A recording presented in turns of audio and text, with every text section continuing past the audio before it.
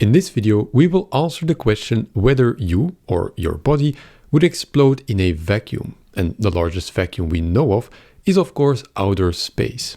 So let's say that you are traveling through space in your space rocket and you decide to go out to, for instance, make a spacewalk. Now, for some reason, you forget to put on your spacesuit, and once outside, you find yourself in a tricky situation. Apart from the lack of oxygen and the extremely cold temperatures, the space around you does not exert any pressure on your body, unlike here on the surface of the Earth. And because of this lack of pressure, would your body just swell up and then explode, or would it just remain intact and nothing really happens? To answer this question, we will use some basic approximations and the simplest formulas of hydrostatics. So let's get into it. The first step is to reformulate our problem into a physics problem, which oftentimes boils down to simplifying the problem by introducing some basic approximations. Let's consider the Earth's surface. And because we're dealing with a pressure problem, it would be nice to know the pressure here on the Earth's surface. This would be P atmosphere, so the pressure at atmospheric level, which is of course 1 atmosphere. However, 1 atmosphere could also be written as 101,300 pascals. And just as a reminder, the pascal is the unit of pressure. And the pressure is a force per unit of area. So the unit of pascal can be written as the units of force, a newton, divided by the unit of surface, meter squared. So atmospheric pressure is 101,300 newtons per meter squared. Then we turn to outer space, which has a very fluid boundary, but approximately starts at around 100 kilometers above the Earth's surface. And we know in space that we don't have any atmosphere, so our pressure will be exactly 0 atmospheres, or 0 pascals. And the question that we're going to solve is whether our bodies, which have evolved to function under 1 atmosphere here on Earth, if they are transported to an environment where we have 0 atmosphere, if they do indeed explode or not. Therefore, we want to know if our bodies can handle a difference in pressure of exactly 1 atmosphere. And now we arrive at the crucial point in finding the answer. The reasoning goes as follows. We will focus entirely on this difference in pressure of 1 atmosphere. If our body survives this difference in pressure, it will not explode in space. However, instead of going from 1 atmosphere to 0 atmosphere, we will now increase the pressure to go to 2 atmospheres, which is also a difference in pressure of exactly 1 atmosphere. And the central assumption will be if we can survive the difference in pressure between 1 atmosphere and 2 atmospheres, we will also be able to survive the same difference in pressure from 1 atmosphere to 0 atmospheres, and we will not explode in space. Now, this might not be a biologically sound argument. However, it does allow us to solve this physics problem, so let's just roll with it. Now, the easiest way to experiment and to get a feeling of what it means to go from 1 atmosphere to 2 atmospheres in pressure is to go underwater, because we know that if we dive underwater, the pressure increases rapidly. And to get an idea whether our body can indeed survive a pressure of 2 atmospheres, it makes sense to wonder how deep we actually have to dive in the water to experience a pressure of exactly 2 atmospheres. And this pressure I will call P tilde, which would have to be 2 atmospheres. And that's what we need to find is this height or this depth underneath the surface of the water, at which point the pressure is 2 atmospheres, and then judge whether we could indeed see ourselves diving to this depth.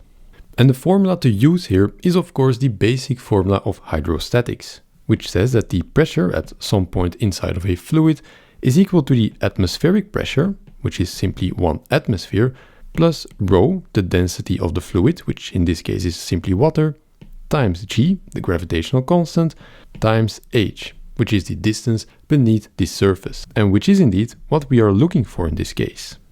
We also immediately see that if h is 0, so if we're just at the surface, this term simply drops out, and we see that the pressure is indeed the atmospheric pressure. Let's now see how we can use this formula to find an answer to our problem. As a reminder, we need to find a specific H beneath the surface of the water such that our pressure is exactly 2 atmospheres. Therefore, we use the hydrostatic formula for pressure for our P tilde. So P tilde, which is equal to 2 atmospheres, will be equal to the atmospheric pressure at the surface of the Earth plus rho times g times h. And it is now exactly this h that we need to find, the distance beneath the surface of the water, such that our pressure is indeed 2 atmospheres. Since we know that this atmospheric pressure is exactly 1 atmosphere, by definition, we see that we have that 2 atmospheres has to be equal to 1 atmosphere plus rho times h times g. Therefore, we can cancel out 1 atmosphere on both sides of this equality sign, and we find the following equation. We find that 1 atmosphere has to be equal to rho times g times h. And as you probably see, this makes a lot of sense, because from this formula we see that this P, the pressure at some point, is simply the atmospheric pressure at the surface of the Earth plus this term right here, which we could call the difference in pressure, delta P. And this is exactly what this exercise was about, finding a difference in pressure of 1 atmosphere and getting a feel at how the body reacts to such a difference. Therefore, it's no surprise that we see that this delta P, so this term, is exactly 1 atmosphere. And what we're trying to find is this H, of course, such that this difference in pressure is indeed exactly 1 atmosphere, so that we know how deep we would need to dive to experience a difference in pressure of 1 atmosphere. So let's focus on this formula, rewriting it to get an expression for H. This is very simple. We find that H is simply equal to 1 atmosphere divided by rho times g. And now we get to the part where we fill in the numbers. We know that 1 atmosphere is simply 101,300 pascals, and we divide this by the density of water, which is 1,000 kilograms per cubic meter.